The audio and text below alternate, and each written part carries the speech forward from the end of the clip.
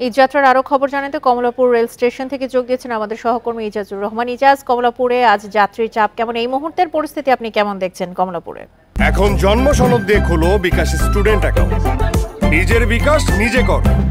Kamalapur rail স্টেশনে যেহেতু আজকে ঈদ যাত্রার চতুর্থ দিন, হিসেব অনুযায়ী আজকে অধিকাংশ মানুষই আসলে চলে যাওয়ার কথা, এবং সেই প্রেক্ষিতে আমরা দেখতে পাচ্ছি যে গত বৃহস্পতিবার রাত থেকেই মূলত ঘরমুখী মানুষের স্রোত বেশি ছিল।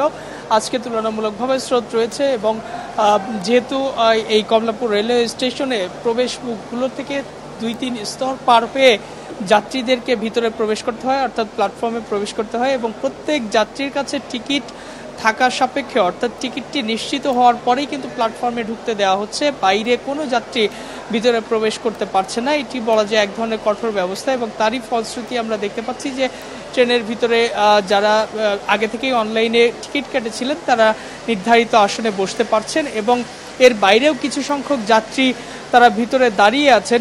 স্ট্যান্ডিং যারা রয়েছেন তারা স্টেশনে আসার পরেই, অর্থাৎ স্ট্যান্ডিং যারা যাত্রী তারা স্টেশনে আসার পরেই টিকিটগুলো পাচ্ছেন। এক্ষেত্রে স্ট্যান্ডিং টিকিটের ক্ষেত্রে তাদের কোনো সমস্যা হচ্ছে না, এবং যদিও রেল কর্তৃপক্ষ বলেছিল যে 20% স্ট্যান্ডিং টিকিট বা পুরো 25% স্ট্যান্ডিং টিকিট তারা দেবে, কিন্তু এর বেশি দেয়া হচ্ছে। সেই হিসেবে বলা যায় তারপরেও যে ট্রেনে যতটা ভিড় থাকে, আমরা দেখি যে উপচে পড়া ভিড় এবং ছাদেও থাকে, সেরকম চিত্র আমরা লক্ষ্য করছি না। এবং যে ট্রেনটি আমার পাশে দেখতে পাচ্ছি এটি হচ্ছে উত্তরবঙ্গগামী একতা এক্সপ্রেস, যেটি দিনাজপুর পর্যন্ত যায়, এবং এই ট্রেনে আমরা সচরাচর দেখি যে ঈদের এই সময়ে উপচে পড়া ভিড় থাকে, তিল ধারণের ঠাঁই থাকে না।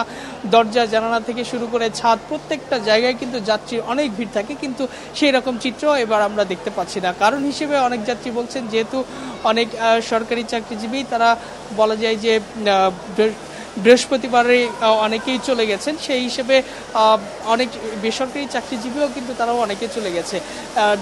গার্মেন্টস ছুটিগুলো কিছুটা ধাপে ধাপে হয়েছে, এবং আজকে বিকেলের পরে যাত্রীর চাপ ট্রেনে আরও বেশি বাড়বে বলে মনে করা হচ্ছে। কমলাপুর রেল স্টেশন থেকে ঈদ যাত্রার সবশেষ তথ্য নিয়ে জানাচ্ছিলেন সহকর্মী ইজাজুর রহমান।